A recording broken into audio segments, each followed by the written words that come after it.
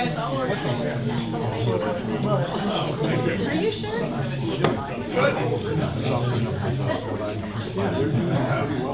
Normally I sit at the front for dinner hearing. I have my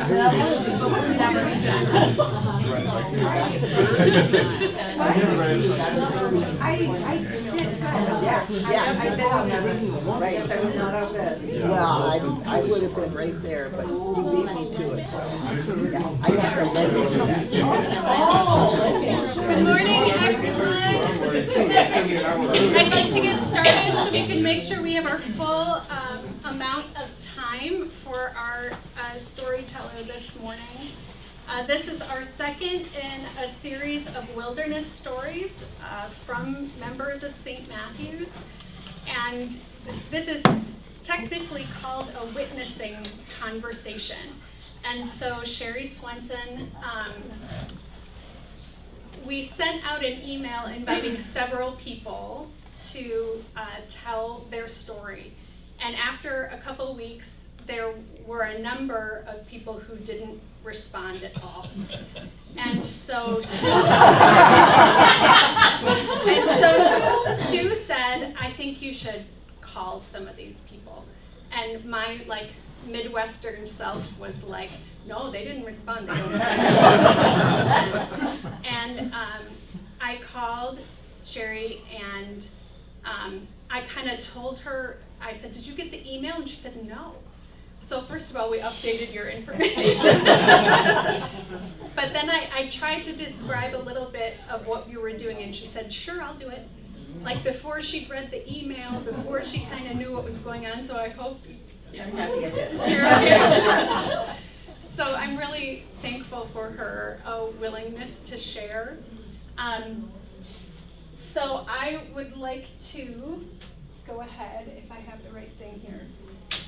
This is technically a witnessing conversation, which is meant to open up a story and process both what was said and what was heard, out loud and in a group. It's like a real-time demonstration of the power of storytelling. And if you were here last week, hopefully you got that feeling when you were here. So the first thing that we're going to do is just listen, which seems simple, but it's not. Listening is hard. Listening is a skill. We work on it all the time in Stephen ministry, like over and over again, because listening is difficult, and it's not something that, especially in our culture, we're very good at. So when I say just listen, I mean don't think about somebody who had a similar experience to Cherie while she's talking. Or don't think about the groceries that you need to buy later this afternoon, right? To kind of empty your mind and really focus on what she's saying. And pay attention to what parts of the story you were drawn to, what words, images, or pictures came to your mind, what values were evident. What did you learn about the kind of person Cherie is by the story that she's telling? The stories that we choose to tell others tell us something about who we are and what we believe and what we value. Okay, so what is she telling us? And what touched you or made you feel something personally, not professionally, not academically. This is not an intellectual exercise. This is a heart exercise, okay? So take some deep breaths. And we're going to, I think this is, the next one is the picture of you and John. So I'm going to try and get it there. Cherie brought in her own wilderness photo to show you while she's going to speak. And so without further ado, I'd like to introduce you to Cherie Swenson and her story.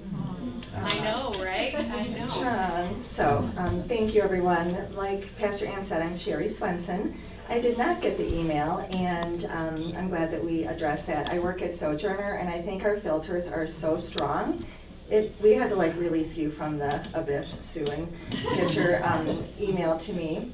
So I've been a member of St. Matthew's for years. I was baptized here. My parents were married here. My grandmother was a longtime member. So John worked here for a number of years. And so some of the people in the room I recognize. Some of what I'm going to talk about, Pastor Ann, Sue, you guys were so important to him. So anyways, with that, I'm going to get started. What you're going to learn about the person here today is I'm a little nervous sharing this out loud, so bear with me. When I was invited to share my story in the context of the wilderness, I found the metaphor challenging. While John, my late husband, and the main character of my story for 38 years, embrace the outdoors and its beauty and challenges, I avoid walking on grass. My heels sink in, and I'm afraid of the snakes that I always seem to encounter. Where he was born to fish, hunt, run, and climb, I was born to walk on pavement, where I can see what's ahead and plan accordingly. For years, though, alcoholism overwhelmed us. The wilderness in which John and I lived was full of starts and stops. It caught us in ruts that we dug deeper at every turn. I answered every drink he took with a boundary so loose that it only served to accommodate his alcoholism and take us further down a path we never intended. It's hard for me to know precisely where our wilderness story begins, but I believe it's the moment when I found a glass of dark spirits hidden high in a cupboard. I was baking with our daughter, who was just a toddler at the time, when I reached for the cookie cutters and found instead a generous pour of brandy. Over the next few weeks, I found more hidden drinks, bottles filled above the line that I had marked them with, and brandy-scented glasses in the dishwasher. He wasn't yet good at hiding his drinking, and I wasn't good yet at dismissing it. So I asked him if he drank because of me. He assured me that he didn't. For the next 25 years, when people closest to us wondered where his responsibility for his drinking ended and mine began, he assured me that I held none. I wish that he had told them that too. Early on in his addiction, his dad would call me at work, demanding to know why John wasn't at the office they shared, working together managing his family's chain of pharmacies and Hallmark stores. His dad would turn his frustration to me, causing a fracture in our relationship from which we never recovered. While his brother suggested that my relatively insignificant career shook John's confidence, my grandmother warned me that all of my inattentive homemaking was pushing him away, and my mother questioned if I had done everything I could to support him. What they didn't know was that the nights that John didn't come to bed, I'd wind myself down to the basement in the middle of the night to find him passed out in a chair, facing a darkened television set with a glass of the pink lemonade he favored as a chaser sitting on the floor next to him. On the nights he did come to bed, I'd be awakened by the smell of vodka. In the days that followed, I'd hunt for bottles, and when I found them, I would confront him while he stood in front of me denying that they were his. My memories from those days are a series of stills from a marriage steeped in alcohol. The moment I sat at the airport waiting for him to pick me up because he overslept following an all-night binge, alone in our apartment, taking in as much as he could. The morning after a friend's wedding when he told me that he was done drinking, and the moment a month later when I found that first drink in the cupboard. The moment years later when our young son asked him about the bottles in the basement. He called them his distillery that he found while playing with friends. Our daughter's high school graduation, where I sat alone because he was so intoxicated, he chose to sit far away from me, high near the rafters on the other side of the gym. That moment long ago when I asked him why and wondered aloud if it was because of me. These stills are the picture, for better or for worse, of our life together. Alcoholism cost us friends and frayed relationships. It cost us financial stability and equity we drew down, chasing sobriety that remained elusive. And it cost us the opportunity for the entirety of our marriage to think of anything else. The biggest price we paid, though, was the inability to believe that it could end, but it did. On January 18th, 2021, John took his last drink. He moved to a sober house on the northwest side of Milwaukee, joined Alcoholics Anonymous, attended a meeting every day, and worked the 12 steps. 6 months later, he moved home. We had been separated for almost 3 years by then, following a series of moves taken to leave the circumstances of his addiction behind. Only 7 city blocks separated us, but it felt like we were living worlds apart and far from the life we had anticipated. John continued to drink, and I continued to search for bottles in the room where he slept on an air mattress on the floor. I'd visit when he wasn't there and find them stashed in his closet. Without anything more to be done, I'd leave them where I found them and walk home. When a diagnosis of cirrhosis didn't stop him, I knew there was little that I could do, so I studied his disease in anticipation of what we might be facing.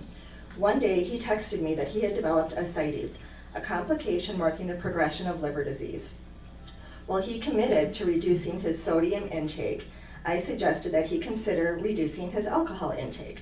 After a back and forth about the danger he was putting his health in, he closed the thread by thanking me for caring so much. Now, when I question what I could have done to alter the course of his addiction, I revisit that text as a reminder from him that I did all that I could, and so did he.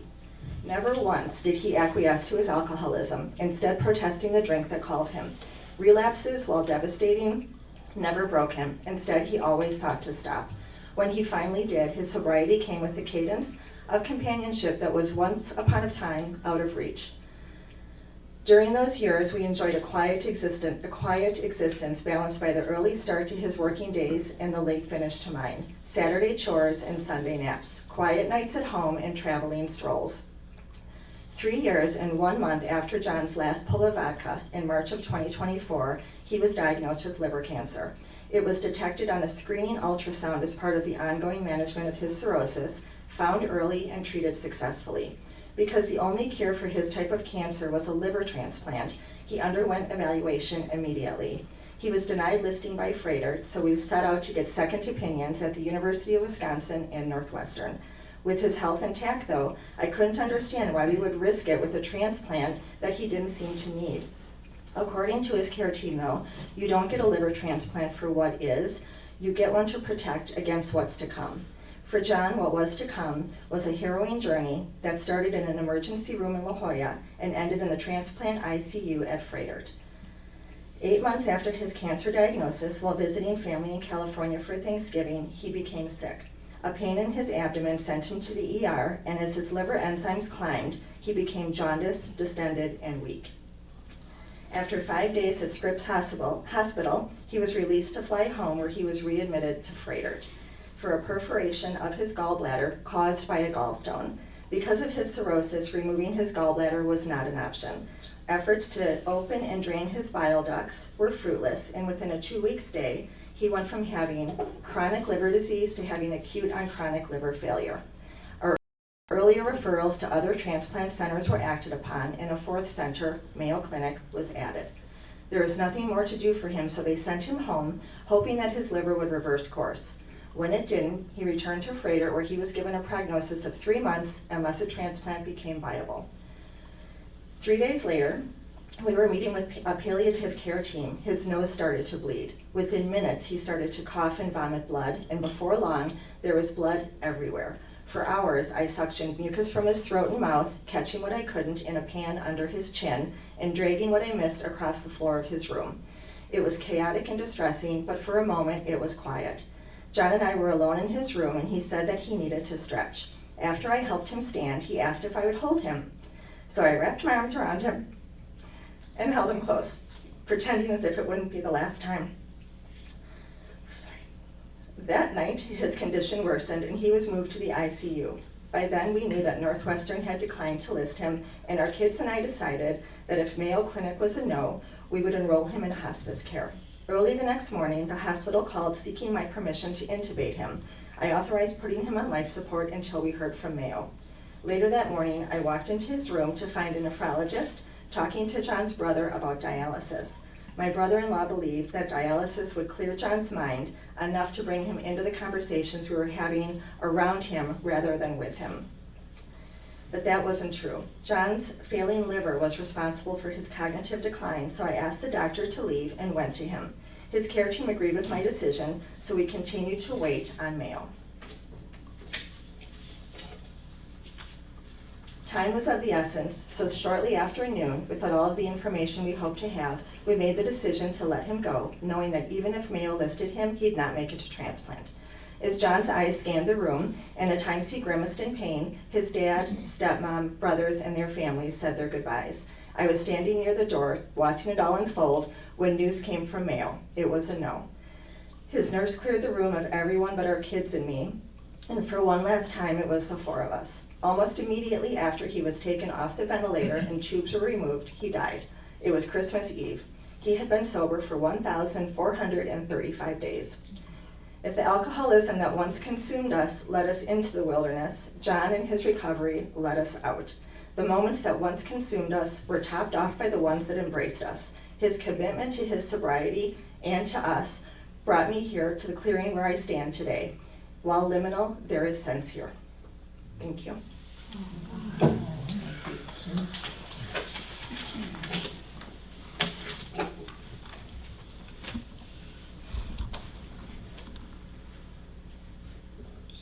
Thank you, Cherie. I'd like to take about a minute for everybody to just kind of digest what we heard and honor Cherie's story. So we'll just have a moment of silence.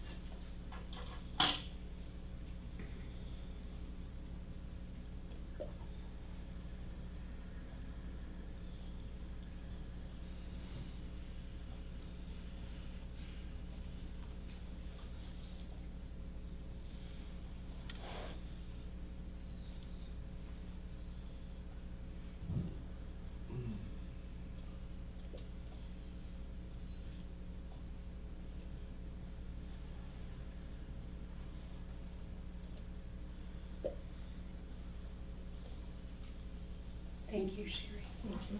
Thank you.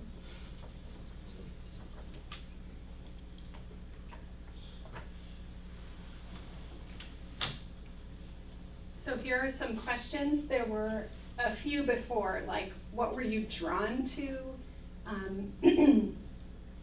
Or what pictures or images did you see as she was speaking? Here's some more. What made you yearn or smile or sigh or gasp? That's your body having a physical reaction to her story. What captured your imagination? What was new for you or made you think about something in a new way? What personal experiences lit up or came into your memory as you were listening? Where was God or the Spirit? Were there any holy moments that you heard? So I'd like to ask you to find a small group of people, not a huge group, because I want everybody to be able to share, and to get together and talk about these things. And again, it would be really easy to say, you know, I have a relative with an addiction, let me tell you about it. Or I read a study about organ transplant, let me tell you about it. That's not where we're going in this conversation. I really want you to stay with Cherie's story and share with one another what you heard. So find maybe 3 people, maybe 4 people, and discuss, please. Go.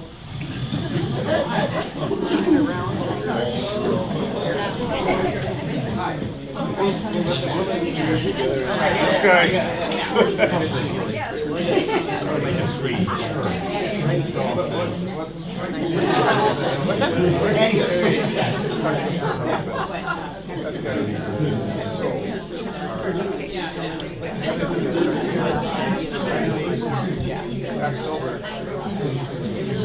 I have no idea.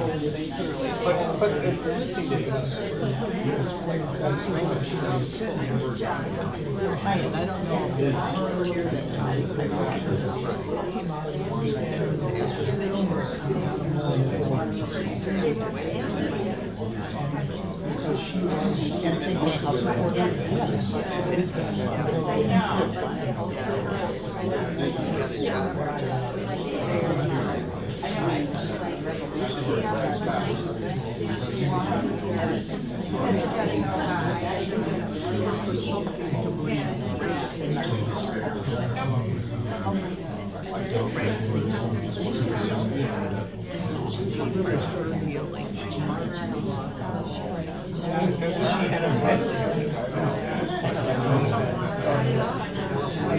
if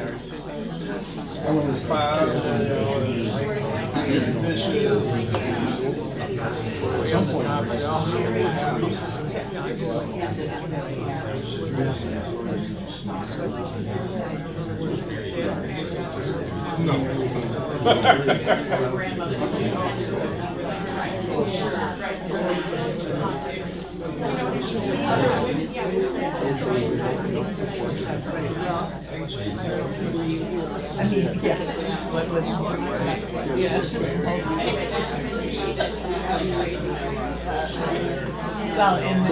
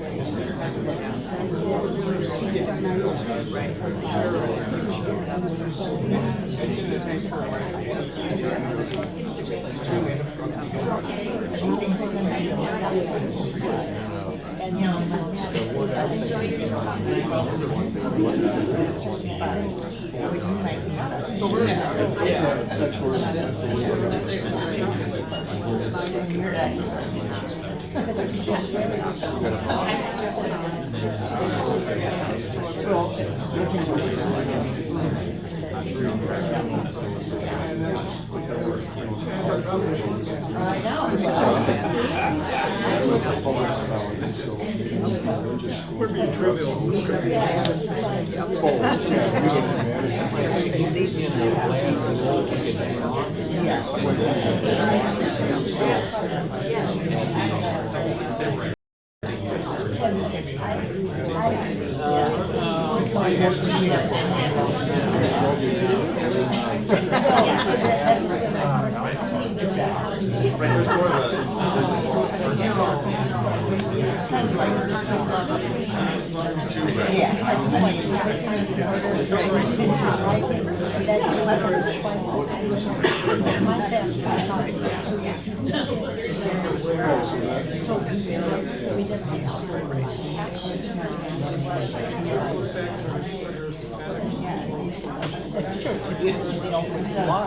Well, then, I think so. yeah,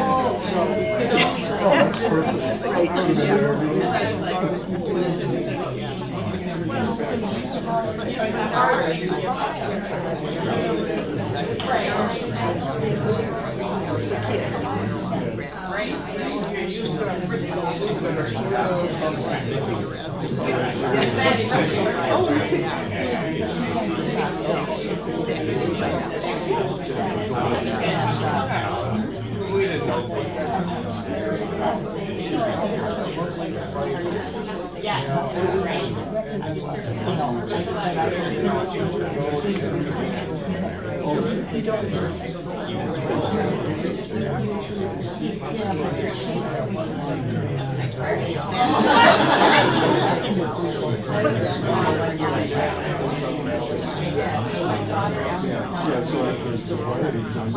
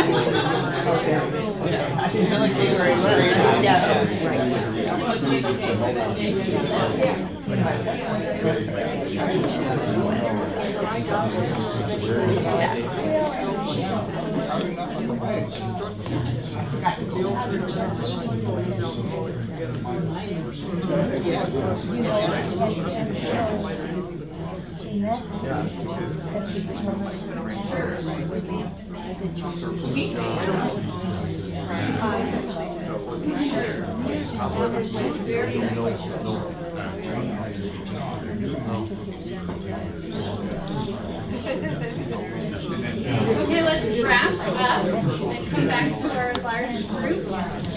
Thank you.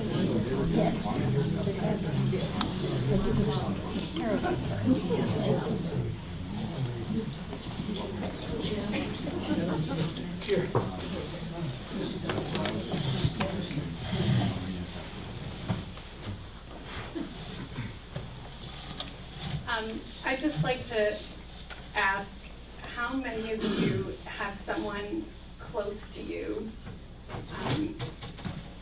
who has some form of addiction? Wow. Look around, look around. Yeah. Do you see everybody's hand is up? Yeah. me you're referring to? And we don't talk about that in church. And man, I wish we would. And that's part of the reason I'm so thankful that you spoke today, Cherie. Thank you. So what did you hear? What were you drawn to? What made you smile or kind of gasp or go, whoa. I went, whoa. At the very beginning of your story, when you talked about finding a drink in a cupboard, when your daughter was a toddler, because how old is she now? She'll be 30 in July. 30. Yeah, so that like, this was her whole life. Her whole life, yeah. Her whole life, and most of your marriage. Yeah. Even when he's sober, it's still there, right? Yeah, It's yeah. better. Yeah, did you hear that? Even when he's sober, it's still there. Yes. It's better, but it's still there. Yeah, I guess I didn't realize like the length of time that we were talking about. So I did a little, whoa, when you said, and my daughter was a toddler at the time. What else did you hear? The question up there about personal experiences lit up or came into your memory when you were listening. When you talked about him getting sober and doing the steps. My dad is an alcoholic, but he's been sober for 21 years. So I could hear it in your voice, the like lit up part. Yeah, thank you. Just I'm glad my your own dad's memory. I'm glad your dad's sober. Yeah, that's wonderful. Thank you for your story. Thank you for listening. Yeah, Connor. The pain from the blaming the father-in-law and other members of John's family, it's people don't know where to go with their pain, and then they just cast it back on you. And just the pain and the suffering there is just terrible. Yeah, yeah. That, and this is true of all kinds of forms of pain, right? People are feeling something and they don't know what to do with it, and it comes out sideways, and it comes out sideways like right at someone who doesn't deserve it, Right. or who isn't the target of that anger. And was it your own mom who said you weren't keeping house well enough? That was my grandma, Pete. Ooh. And I was just, and I think like, of course we're gonna cast it on anyone other than John, who we all know, if you knew him, he was the nicest person. Yes. The nicest person, and Yeah. that literally haunted me, because he was so dang nice. Yeah, And of course, so it could never have been, but there is no fault to addiction, it is a right, disease, right. so. What else did you hear? Marion? The fact that Cherie had to keep going Yeah. with their life and with her work Mm-hmm. to support them, and you know, you get to your job and you have to change and get into what you're doing, but that was your normalcy too, a little bit, It your was, work. yeah. But it had to be always there, always with Yeah. you. Yeah, that she kept going. There was a real, that's a kind of a theme, Yeah. isn't it, in this story? What else? Yeah, Petey. I was so struck by your metaphor at the very beginning, when you said, I like to walk on the pavement. And that, I mean, that you like to know what's coming, that, and I took that to mean control. Completely, and there was nothing to control. And just how incredibly difficult then for someone who's had yearns for control. Yeah. Did you hear that over here? That their metaphor at the beginning about how she liked to walk on the pavement? And that how difficult it must be for someone who wants to look ahead or to know what's coming or to plan. Yeah, how difficult this life must have been. Yeah. What else did you hear? Yeah, Sue. I had the feeling when he was sober, always that scare in the back of your mind, or that fear that it'll change, it'll happen again, he'll relapse, and that Yeah, I never believed it. he, pardon me? I always thought that he would, so I'd hunt for bottles, and he just would sit there and let me, because he knew I wouldn't find any, because he was so strong. But I always felt like there was this looming danger that he would pick it up Yeah. again. And when he was diagnosed with cancer, I said, how are you gonna cope with this? And he said, not like that, and he didn't. Oh, So I was, how are you gonna cope? Not like Yeah. that, not like with Not like alcohol. that, yeah. Not like that. Yeah. Carl. I was really touched by where I saw God at that moment of him reaching out and wanting to be held by you. And to me, that was a holy moment where there's a letting go at that point and there's a holding on. And I just think that that was a gift that you gave him at the end, and vice versa. Thank you. That where you realize that I can't speak for you, but it was kind of, it's in God's hands. Thank you. That was probably one of my favorite moments ever. Yeah, Bev. I have to admire you, Cherie, for sticking with him. In this day and age, it would be so easy to walk away with your children. My parents dealt with that, and of course in that era, you don't walk away. Right. But I give you a lot of credit for sticking with him, no matter what. And I know there were financial issues and other things, so God bless you. Thank you. I'm so glad that I stuck with him. And him with me. I mean, he could have stormed out too, I guess. Yeah. What values were evident in this story? What do you know about who Cherie is after listening to this story? Loyalty? Loyalty, Strength. strength, Love. love, Family love. family values, yeah, Perseverance, perseverance, Compassion. compassion, faithfulness. faithfulness, Introspection. introspection, yeah, Belief. relief, say more. Belief, sorry. Belief, sorry, Yeah. belief.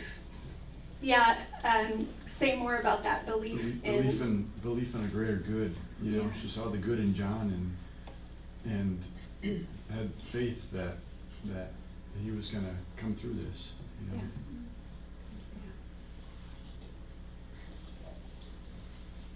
Any other values or things? Yes, Dave? I would be interested in how all those values were supported by some kind of initial or growing understanding of alcoholism Yeah. as an illness, because in your reading of your story to us, you never talked about moral failure, but you talked about something that was in fact an illness that wasn't capable of being cured. Yes. Yeah, she never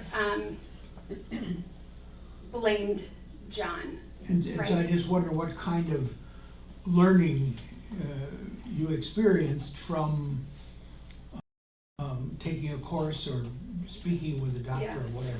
That's, oh, Oh, I'm sorry. I was just gonna say that's something I thought about too, because if you live with someone who has an addiction, you're not an expert on that, right? You have to study or learn, and you said something in the beginning about how you would answer his drinking with a loosely set boundary, right? That really didn't do any good. And that, but somewhere along the line, you separated for a while, right? So there was like a learning there, or there was like, Well, he went to live with Chris Capper. oh, did he? Do you wanna address So this? I tried Al-Anon meetings. It wasn't for me. I would storm out because they believe that there's nothing you can do. And I never believed that there was nothing I could do. I realized that you can't change someone's addiction. So Chris Capper actually was always the person who would remind me that that's his disease, that's not him. And so I think it was more working with Capper. But actually at the end of his life, his dad sat with me in John's body in the ICU waiting to hear from the doctor what his cause of death was. We all knew he had alcohol use disorder. And the doctor said, I don't know, I think maybe he died of sepsis. I mean, it happened so fast, we didn't really know the cause, and his dad really wanted assurance that he did not die from alcoholism. So when his death certificate came, it was alcohol use disorder with about 7 things that led to his passing, and his dad refused even at that point to believe that his son could have had that disease. So I finally said, Galen, it's what it says. So if you know Galen. And I was heartbroken for his dad, and then his dad, I think, as partly of a broken heart, died shortly after John. Oh. So it was, I don't know, there's a lot to read about it, but I think it's just, it's so destructive that it's hard to appreciate that it's something that is, I mean, he had seizures, he was physically addicted to alcohol. It was more than a drinking problem, I guess.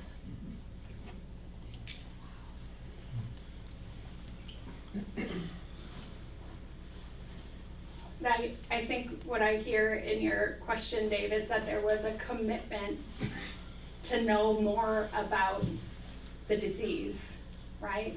And through that, maybe gain some compassion for what he was going through, right? Because it's a disease, right? There's groups, like, yeah, I did try and read up and understand what was happening. Mm-hmm. Yeah. What else? Yes. Any thought about how he got introduced to alcohol? He told me that. I asked him. I said, when did this start? He said, my first drink. He was a high school athlete, so didn't drink. And then one day, he was no longer a high school athlete and thought, I think I'll have one of those. He said he instantly. So he's out with the guys. Yeah, he instantly loved it. And we met at Madison. So it's hard to discern drinking problems at a campus like that.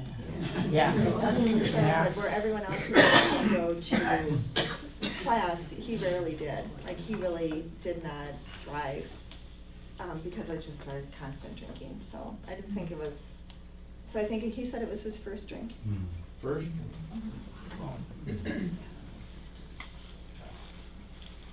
Anything else? Yeah, Andy. I just want to say I appreciate this series of faith formation, because I think that there's a song that I love to listen to. It's called "Take Me Back to Church," and the line says, you know, that it's not a trophy for the winners coming to church. It's a shelter for the sinners.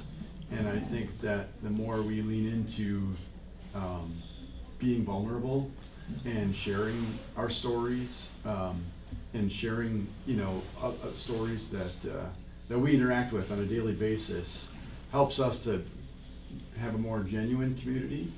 You know, I knew John.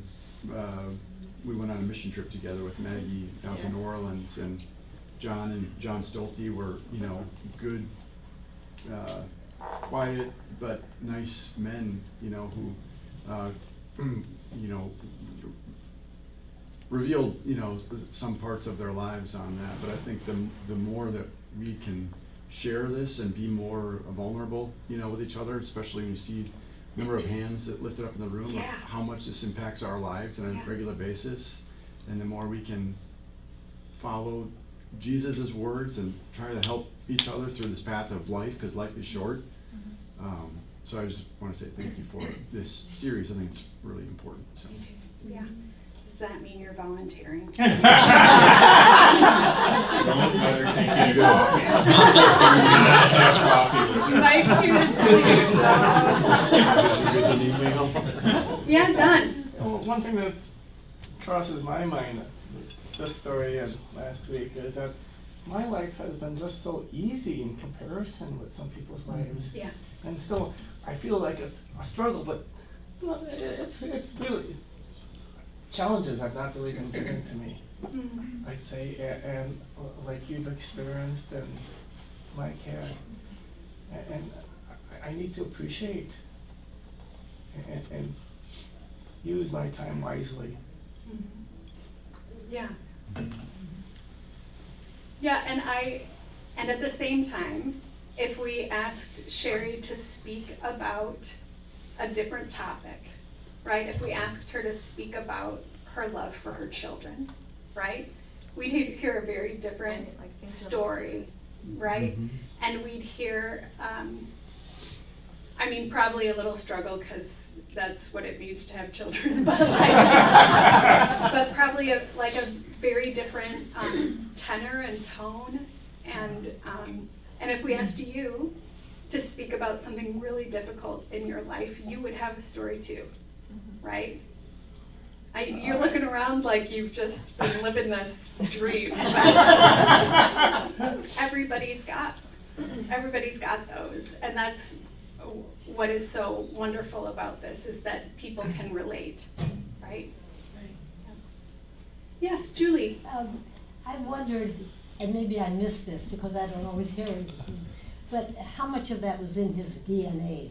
Yeah. And I think of, and that maybe that was why the father That's exactly could not right. accept that.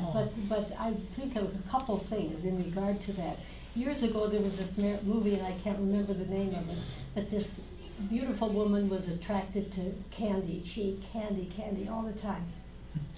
She became an alcoholic. And there's a direct correlation between sugar and alcoholism. And I remember reading the memoir of George Bush and his cure for alcoholism. And he said when he stopped drinking, he started eating chocolates and gained a lot of weight, but that was how he eased himself off of alcohol. And I just wondered, in that whole mix of things, if part of his drinking problem was in his DNA. They say there's a genetic component to it, I believe that. And he also found sweets when he was sober. I'm like, whatever it takes. Yeah, and the genetic component makes sense, right? Because if it was just willpower, right, or strength of character, or a supportive family, right? Like if that's what it took, he had all that, right? And that's what makes it a disease. Because one of David's cousins was an alcoholic, and she has been sober, and I don't think there was that same maybe dynamic in her. But she did the same kinds of things, hiding things, and we for years never ever imagined that she was an alcoholic. How about holy moments, or where did you sense God was in this story, or the Spirit? Yes, Mike. We had sort of an interesting conversation about biblical stories of healing. Like Yes. Lazarus rising from the dead and spitting in the eyes and vision being restored. And you talked about Alcoholics Anonymous. One of the very first steps is really, your relationship with God. And we almost wondered, is that a modern day miracle, a form of a modern day miracle like Lazarus and the other healing stories of God? Alcoholics Anonymous. And how Yeah. God is integrated. Yes, yes. I think it is.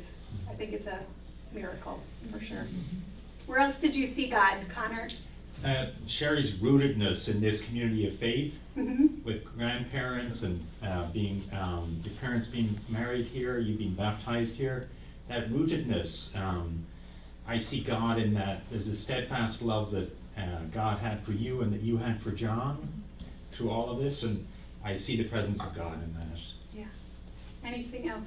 Any other God moments or Spirit moments? Yes. I think when, towards the end, when the room was cleared and it was just the four of them together, that. Yeah, that was, we could feel it. It was short, but it was beautiful. Holy, yeah.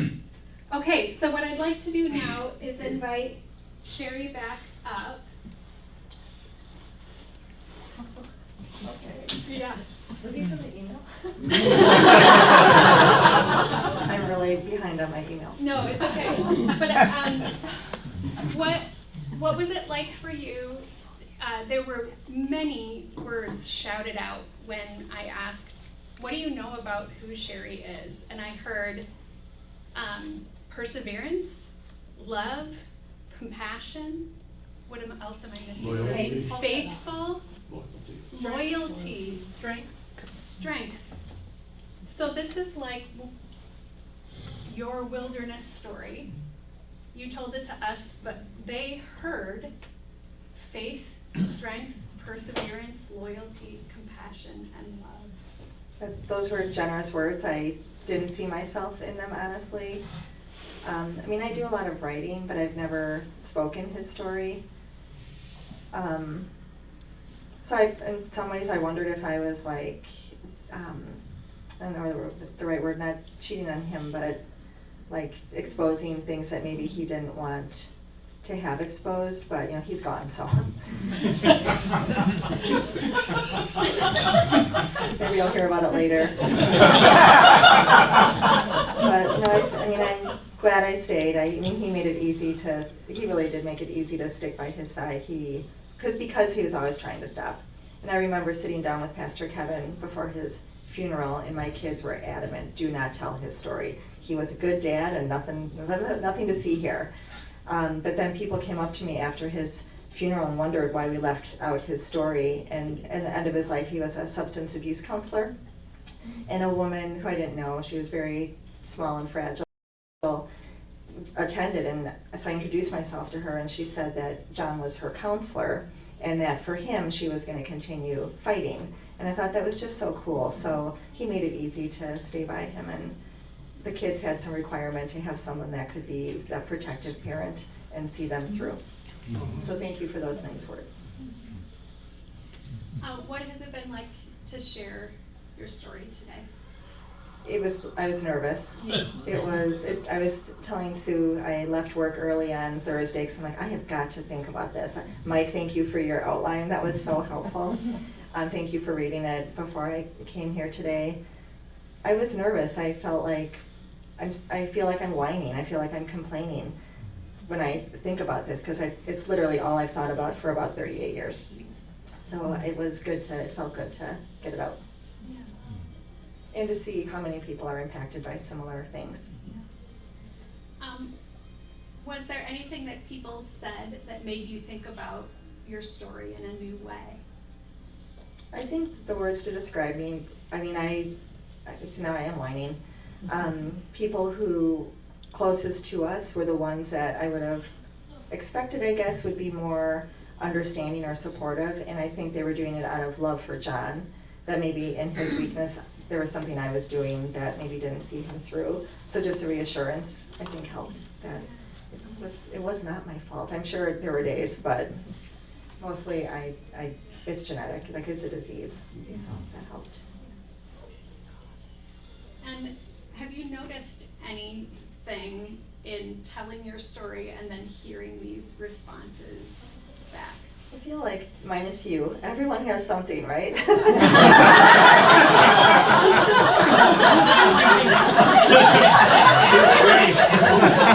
are all going through something. And I think that is just reassuring, like no one wants to, there's all these sayings now, be nice to people, the world is on fire, and you don't know what someone's going through. And I hope, I know for the people like Sonia, people who work at St. Matthew's, it was pretty clear what was happening. But outside of the St. Matthew's, inner community, no one possibly could have known unless you talked to John on a Monday morning.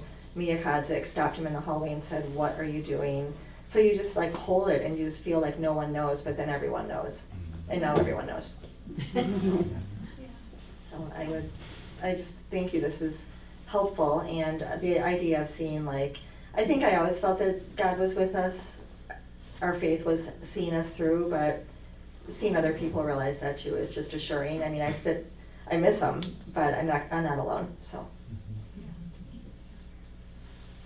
thank you. Oh, I was going to ask, I lost my train of thought. Did you reach out to anybody, or were you so ashamed that you kept it within yourself, or did you have anybody you were able to talk with about that? I think I was really scared that at first I thought, is this happening? But then I kept finding bottles. I'm like, this is serious. So I didn't tell anyone. I was walking home from school. My son was a toddler. Maggie was a kindergartner over at Lincoln, and I was wanting to set a boundary, but I couldn't afford to. I couldn't afford a separate house. His dad would say things to me like, if you make more money, I'm cutting John's salary. We were hemmed in. And it sounds like I loved his dad very much, and I understand the dynamic. But I was more scared than anything. But finally, one time when I found a bottle, I marched down to a friend of mine's house and said, I need help. And then I noticed people at work at Carroll University started bringing me resources, and it felt better being able to share, but never widely. I had a little blog that had 4 followers, and it was really just for me. John found it. He was like, what are you doing? But this is maybe more selfish, I raised 2 girls. I met your sister out in California. Yeah? Where was she in the story? Was she a support? No. She was Team John. Okay. Oh, Oh, and everyone was Team John, except for my kids and John. Interesting. Yeah. I mean, he was the one who would say, and it put him in a horrible position, that he would say, I don't think that. So she, to this day, will be like, he was such a good guy, and he was. So finally, she was in town about 6 months ago, and we were going through some things, and she and Maggie were remembering the best of John, which is fair, and I was making decisions about stuff after he died that they were questioning, and I said, can we just take a minute and remember what he put us through? And I hate having to do that, but she was not. Thanks for sharing that. Yeah, thank you. She's a wonderful woman, but not my person. Did you find it cathartic to write this? It was a beautiful Thank you. It statement. did. It was very helpful. And I think what the wilderness, the idea of the wilderness, like most of our moments were in chaos, but then the last 4 years, I felt like covered over all of those moments. So it was helpful.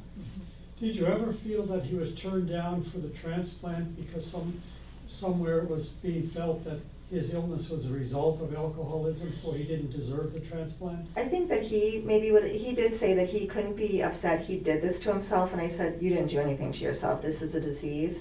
So to get a liver transplant, you have to be sober for 6 months. He had far surpassed that. Yeah. But what he had was an issue with his vasculature where he had little veins, and for a liver you need a big, big vein. And they were trying to build this vein, and he just couldn't get there. But that's a good question. He never really drank like NA beer, just because if you're not going to get a buzz, beer's not that good, I don't think. So he didn't really do that, but he stayed away from even cooking with like any like sherry or anything like that, just to be extra cautious. So thankfully he was eligible, but not medically capable. Thank you.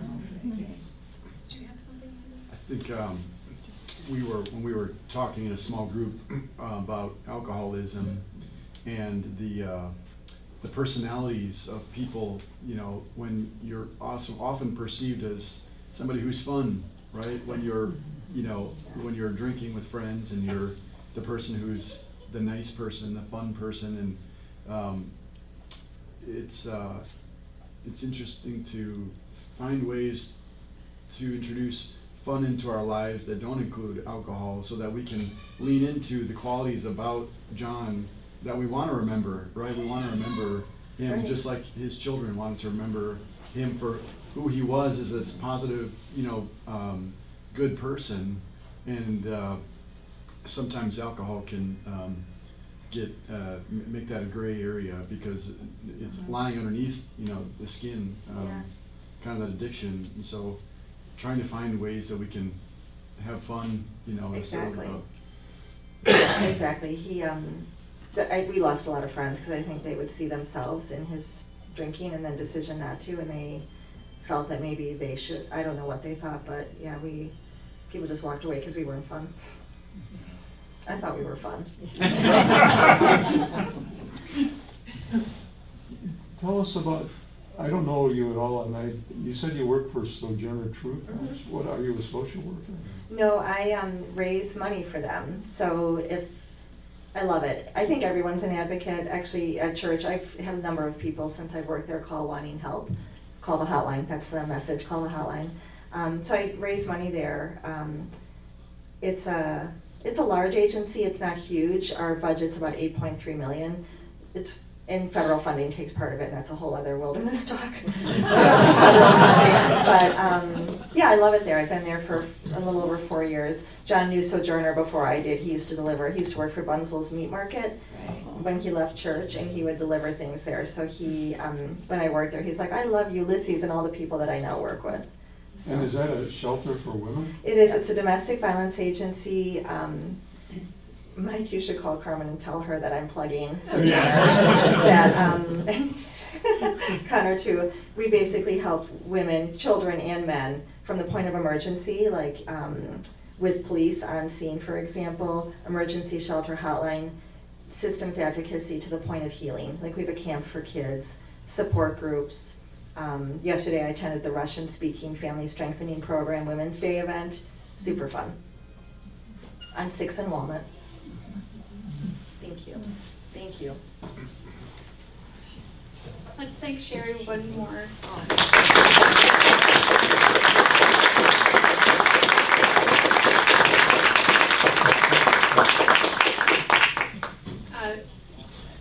The power of story is so clear in what you were telling us today, and I think about, that your father-in-law wouldn't believe that John had a problem even when his death certificate said so.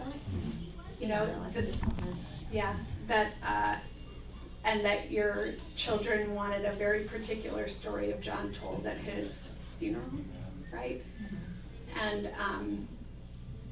just makes you all the more brave for being here this morning. That's another word I want to throw out there is courageous. Yes, you guys are the best, thank you. And the kids did read this, like they're fully aware. Okay.